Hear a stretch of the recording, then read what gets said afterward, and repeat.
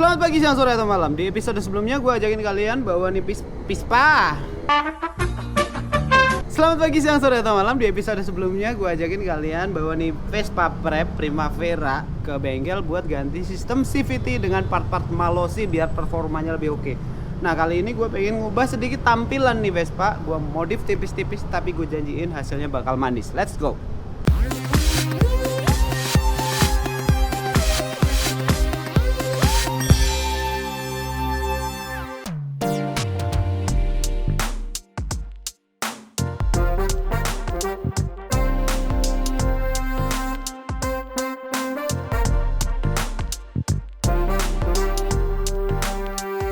Keburu sore, mari kita langsung ke bengkel aja.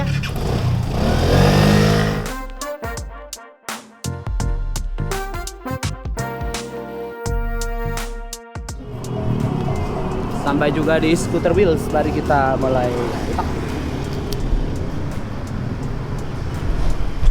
Oke, kita udah sampai di Scooter Wheels. Lagi-lagi gue kesini karena gue ngelihat nih toko perlengkapannya terlalu lengkap.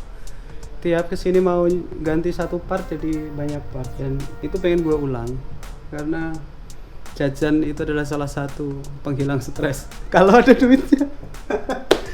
Nah, hari ini rencananya gue mau ganti velg pastinya, velg ganti ban juga. Gue butuh profil yang lebih lebar, terus hand grip, spion juga, spion aslinya agak cupu, terlalu panjang. Sama nyari lagi deh apa yang bisa diganti, tapi gue gatel banget ngeliat dasi aslinya udah bolong bekas plat nomor, mau gue ganti yang karbon. Di sini itu lengkap. Kira-kira warna yang cocok buat gue mana ya? Yang karbon aja. Sama ya kita lihat aja ada racun apa lagi, pasti banyak yang bakal terganti sih. Let's go. Nah, di sini tuh ada banyak pilihan velg. Ini brandnya teman gue sih sebenarnya. Ini gue nggak bantu promo atau gimana, tapi gue tahu bagaimana brand ini berdiri dan siapa orang-orang di belakang brand ini. Soka Wheels. Ini anak-anak drive. Kalau kalian pernah nonton video ini, gue pernah bahas bagaimana perfeksionisnya mereka kalau bangun motor ya, dan bagaimana desain motor-motornya itu keren-keren banget sampai diliput majalah luar negeri. Akhirnya mereka bikin brand sendiri aftermarket, yaitu velg, yaitu Soka. Nah, gue tuh kemarin main sini, terus tertarik sama velg ini. Kenapa? Karena menurut gue desainnya unik, mengingatkan gue sama velg Intraya Mercy. Jadi gue pengen Vespa gue ada sentuhan retro ya juga gitu. Mungkin dengan dipasang velg ini, Vespa gue jadi kelihatan lebih cakep lagi. So, mari kita mulai belanja. Setelah merenung kurang lebih 15 menit, akhirnya gue bisa menentukan part apa aja yang mau gue beli. Part yang pertama harus kita ganti kalau mau ngelihat look motor kita langsung berubah adalah sektor kaki-kaki.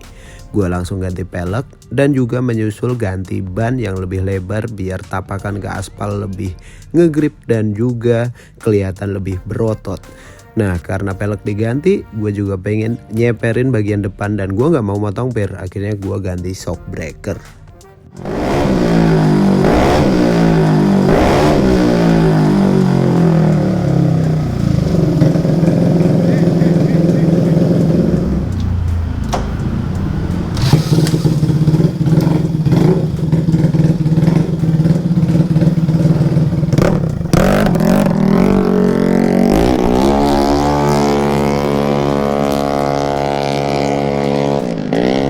Anjing, kenceng banget.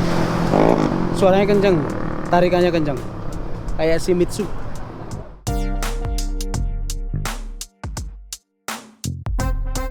Selain mengganti sektor kaki-kaki, gue juga mengganti beberapa aksesoris yang ada di Vespa gue, yaitu ada dasi, spion, dan juga knalpot. Nah, gara-gara nongkrong di sini kurang lebih selama 3 jam, gue jadi ngeliat motor-motor lain yang udah dimodif maupun udah diutak-atik mesinnya. Sehingga gue punya kesempatan untuk nyobain motor-motor tersebut, dan akhirnya kepikiran, kenapa motor gue nggak bisa sekencang itu juga ya?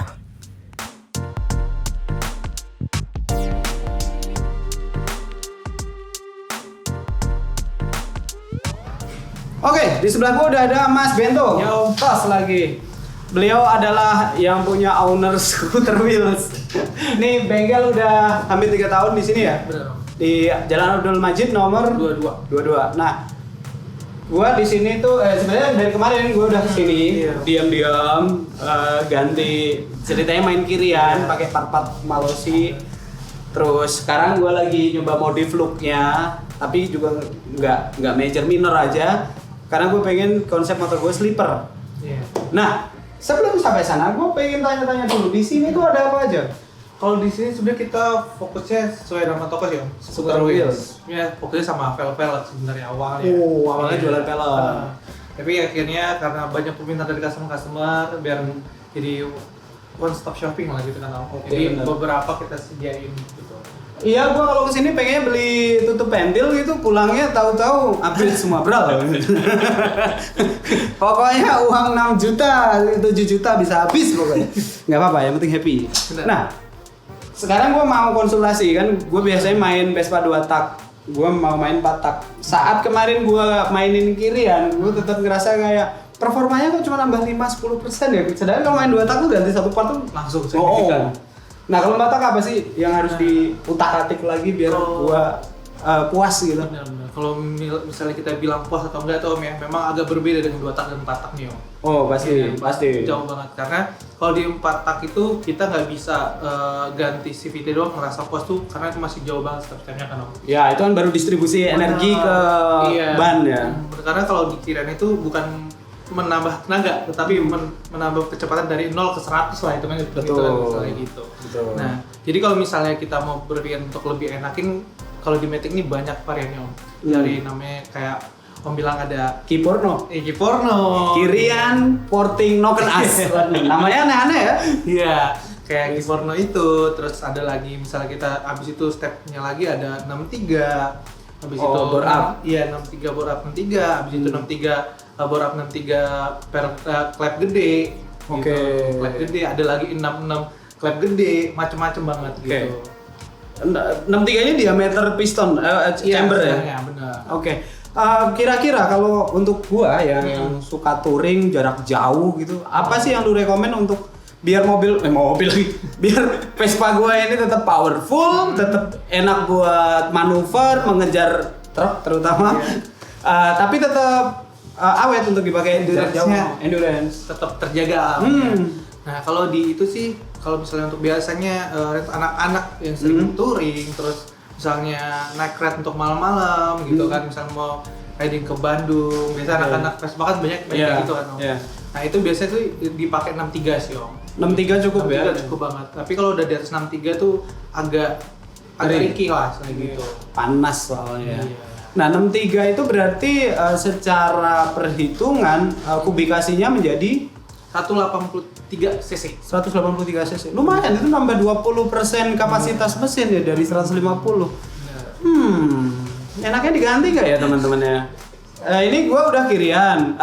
Kemarin kan gua pakai roller 13 gram ya. Sekarang gua ganti 10 gram. 10 gram. Semoga tarikannya udah lumayan, tapi bocoran gua akhirnya keracunan knalpot dengan lubang apa? 45. 45. Inletnya 45 yang artinya mau nggak mau ya, lubang pembuangan udah gede. Pembakaran juga harus gede, kompresi harus gede, yang artinya bore up. Ya nanti mungkin di episode berikutnya gue bakal bahas tentang bagaimana bore up di Vespa bareng Mas Bento lagi. Sekarang sih gue konsultasi dulu biar gak salah langkah, karena ini adalah investment kebahagiaan. Jadi jangan sampai salah investasi. Oke Mas Bento, Om.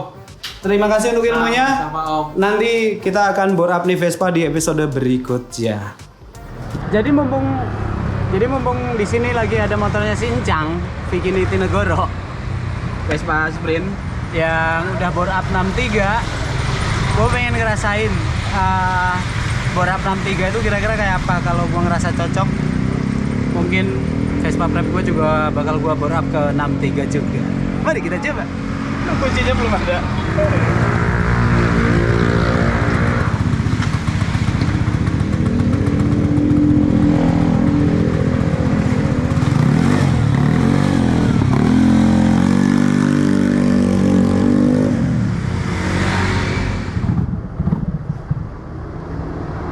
tenaganya ajib.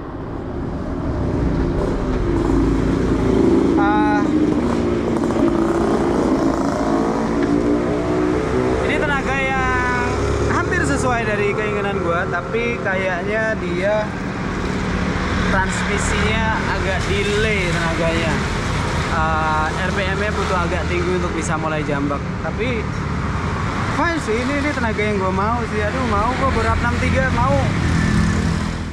Bentar lagi adalah momen paling menegangkan dalam modif motor, yaitu billing. Gue sih udah siapin budget sekitar 10 juta, semoga cukup.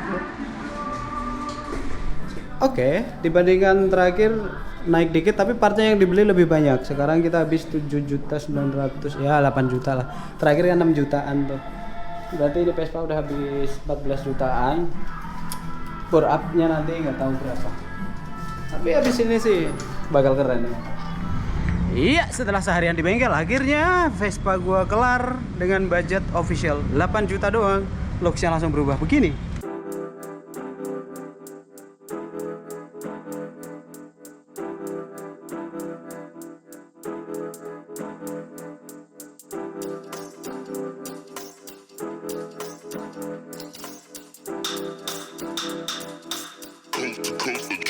Next level.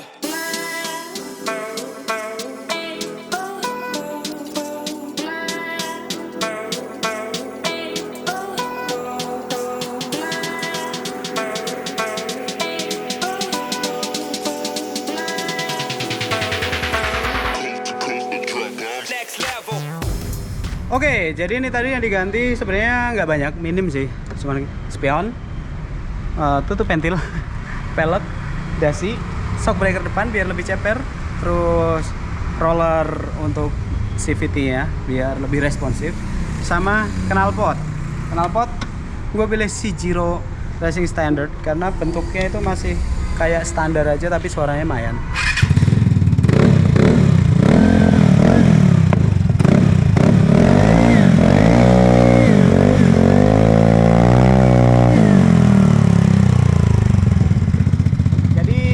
Suaranya tidak bikin telinga sakit. Nah, menurut gue secara look udah cukup lah ya gini, nggak usah terlalu heboh juga, karena sebenarnya gue lebih suka sleeper, bentuknya masih mendekati standar tapi performanya oke. Nah, berdasarkan tadi yang gue tes, CVT udah gue ganti, kiriannya udah gue ganti malosi semua. Ternyata ya itu cuman distribusi power dari mesin ke roda ya. Pondasinya tetap harus diperkuat, yaitu mesin harus di bore up menurut gua biar lebih proper untuk dipakai touring jarak jauh, nyelip-nyelip kendaraan lain. Untuk itu gua butuh waktu untuk nabung dulu. Mungkin konten berikutnya kita akan mulai ngebore up nih motor dan kita test ride pakai touring. So, makasih udah nonton konten hari ini. Maaf gak begitu banyak yang bisa gue sampein, tapi intinya sih Vespa modern ini ternyata banyak banget yang bisa kita utak-atik, banyak banget, dan banyak banget pernak-pernik yang bisa kita pasang untuk membedakan motor kita dan motor orang lain. So, semoga episode ini cukup memberikan sedikit referensi untuk kalian yang pengen modif-modif Vespa juga. Sampai jumpa di episode berikutnya dengan konten-konten yang lebih seru. Dah.